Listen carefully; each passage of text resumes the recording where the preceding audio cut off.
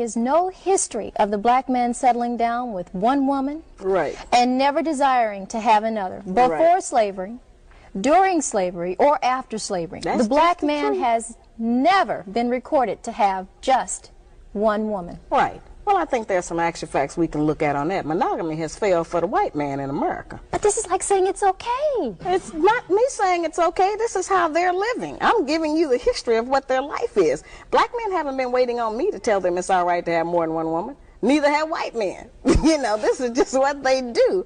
I'm not talking about fornication and adultery. I'm not talking about one-night stands and running around rampant with other women. That's not the kinds of, when I say more than one woman relationship. I mean that before we came to America, our men had more than one wife and family.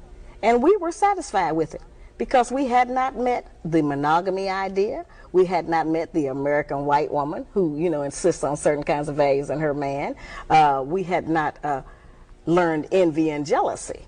All right, after coming here, those kinds of ideas were bred into us because of society and the mores that the Americans made up here. And so then we started to have problems with that.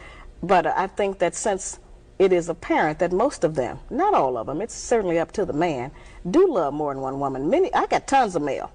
A lot of black men write and tell me that they have had two women for 5, 10, 15, and 20 years, and they can't even get the women to speak to each other. Sometimes they have two families, would I want two sets of to, would I want to talk to a woman who's sharing perhaps the bed and the money and the social life with who I would deem as my man? If you want to deal in reality, and if you are not insecure, and if you don't think that that robs you of something, you would want to know them. If he loves her, you certainly should want to know her. There are a lot of black women out there who say, oh, I know they're mad about that idea. I understand, you know. That would never hold water. Wait a minute, that's not easy. And that's a frightening thought to most of us. And I don't like that. I'm not for that. I'm in agreement with everybody else. Our men ought to just have one woman. But that is not the reality. I'm trying to get us to deal with some reality for a change. Stop dealing with fantasy. Stop dealing with television. Stop dealing with imagination of how we wish things were. Let's deal with them how they are, what it is, present tense. And but if we because deal that's with that, happening then, doesn't mean I have to like that or want to accept that. No, that means that you can live in hell. That means you can live in doubt. That means that you can always be checking on your man. That means that you can be insecure and be, you know, tearful. And that means you can be disappointed when you find out the real truth. And you don't want to have that in your life. None of us do. But in order not to have that, then we have to deal with some reality and recognize that men are not limited in the way that women are. Men are able to love more than one woman. I'm not talking about, as I said, just a random sexual relationship of fornication and adultery and all of that. I mean that there are many black men who have children by more than one woman. What is to become of those children? They need their father. Now, you say that once these relationships don't work and they start breaking up or things start going bad at home, you say, she will cry and seek sympathy. During this period, the black woman will remind the black man of everything she has ever done for him. Yeah, we do that. She will try to make him feel guilty and ashamed of his decidedly outrageous behavior. Absolutely. She'll let the house go, and I quote you, to hell. That's right. She may stop cleaning, ironing, washing, and cooking. And we withhold sex. That's a real tool we use. We do that. But if you would cheat on me or walk out on me... Well, see, that's what I'm saying. We have to get into definition. Who told us that was cheating? Where did that idea come from that that's cheating? And I'm not saying that a lot of men are not just running around. I'm not talking about that. But if a woman finds out that her man has been with a woman while she's been with him for 3 or 4 or 5 years, that's a serious commitment and relationship.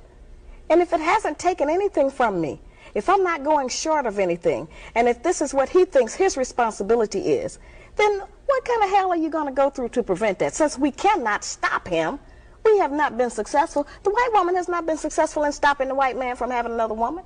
They call them a mistress. We pick up a lot of that terminology. But a man who has 2 women, that's not necessarily a mistress. That's just his other woman. Now, we got 2 choices.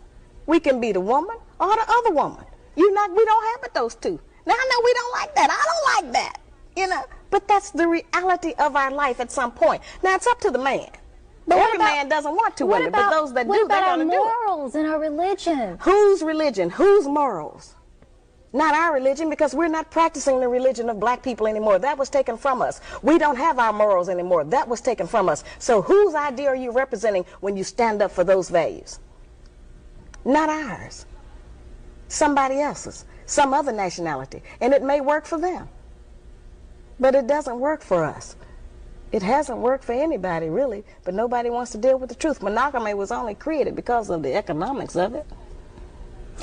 The Black Man's Guide to Understanding the Black Woman has been out for, what, over a year now? March the 20th will be the first year anniversary. And for that anniversary, I'm releasing my new video. And the video is called The Black Man's Guide on Tour. And it is exciting. I would assume it's pretty hot. Yeah, it's hot, I tell you. After writing this book, just take a moment before you answer. Okay. Do you regret anything about what you wrote?